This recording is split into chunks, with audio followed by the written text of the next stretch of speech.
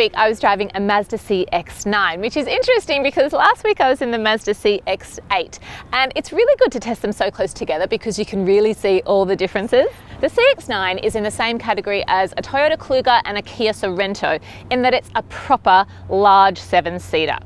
It was the long weekend, which meant grand final footy, friends coming around and picnics in the park. I was in the Azami LE, which is one up from the old top of the range Azami and has a bunch of new stuff. Here's how it did over the week with my friends and family. The CX-9 really does feel a lot bigger than the CX-8 when you're driving. This is a very solid car. There's a bit of heaviness to it. There's a bit of pull on the steering wheel when you're turning it.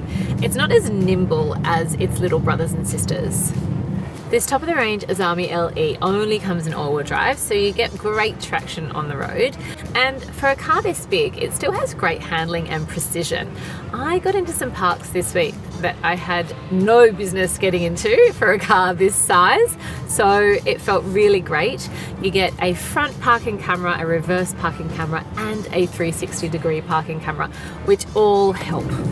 It's got a 2.5 litre petrol engine, which is 4 cylinders, and some people might not think that's enough power for such a big car, but it actually works really well. It gets up hills quickly, it goes on the open road beautifully, and it uses less fuel than some of its competitors because of that.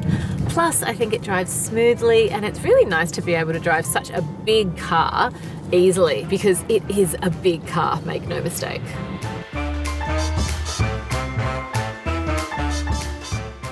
The space in the back seats is pretty good. We had to take a few friends' kids with us to the park and they climbed in easily and fit comfortably. I can also fit in here really comfortably. I'm 161 centimeters, but I think even taller adults and teenagers will be able to fit back here without complaining. The third row gets its own cup holders and speakers, but no air vents, and you will find air vents in some of the other competitors. The second row is lovely and roomy. My 5-year-old and 7-year-old fit in here perfectly comfortably, and even when I had to drive some friends back to the station after they'd had a few too many drinks at the footy at our house, they fit in here perfectly fine, and they were a bit rowdy and their team had lost and they were a bit whingy, but they had no complaints. You can get a third child seat in here. I did it with 2 booster seats and a baby seat, and it fits. The second row has its own climate control, plus in the center armrest you'll get 2 cup holders, a spot for devices, and 2 USB spots to plug it in. The front will fit even your tallest, most objectionable friend. We've all got one. There is tons of leg and head space for both me and my 185 centimeter husband. And it looks fantastic from the inside. Remember, we are in the Azami LE, which is the top of the range. It comes in at about 66, 67 grand, which is about 15 to 20 grand more than the bottom of the range Sport. So you'd want it to look good. In here you'll get Napa leather seats, which look and feel amazing. You get box stitching on the steering wheel, which is pretty cool. The center console area has been beautifully designed with a mix of high gloss finishes, plus you get a vegan leather dash, which looks great. This trim is actual real wood, and it just looks and feels completely premium in here. You'll get 2 cup holders in here, plus somewhere to chuck your keys and your phone, a swish center storage bin, and a bottle holder in each door. It's got a sunroof, but it's quite small when you compare it to other competitors in this category.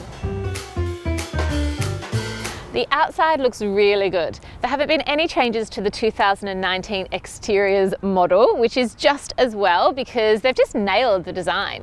It's more sleek than boxy with a tapered back end that just makes it look sporty and cool. Boot space is pretty great for a family. With all 7 seats in use, the boot does look small, but this is fairly standard across the board with 7-seat SUVs. That's just the space that you get. It still fits a suitcase or school bags or grocery bags. With those 2 back seats down, the boot space opens up to a whopping 810 litres. And while there are some competitors that come close, like the Nissan Pathfinder, others like the Toyota Kluger will actually give you a third of the space less. So the boot is really big. And with all seats down, you could fit in a whole picnic table back here in case you get rained out. And the tech is great. The CX-9 is the first of the Mazdas to get Apple CarPlay and Android Auto, which just means that you can plug in your phone and be instantly connected to all the main apps on your phone, like Spotify and Maps. You can voice control calls, you can dictate text messages. It's the technology you're looking for. Safety in the CX-9 is pretty great for a family. You will get airbags covering driver and front passenger, plus side curtain airbags that extend all the way to the back row. You won't get that in a Sorento. Plus you'll get all the latest safety tech, including blind spot monitoring, auto emergency braking, which actually works frontwards and backwards. You'll get lane departure warnings and recross traffic alerts.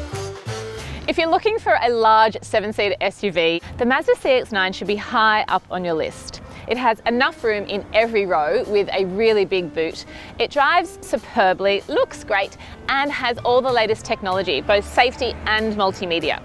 I gave it a family rating of 8.5 out of 10 because this model really pushes luxury boundaries. My children also gave it an 8.5. They love being able to fit everyone in the car.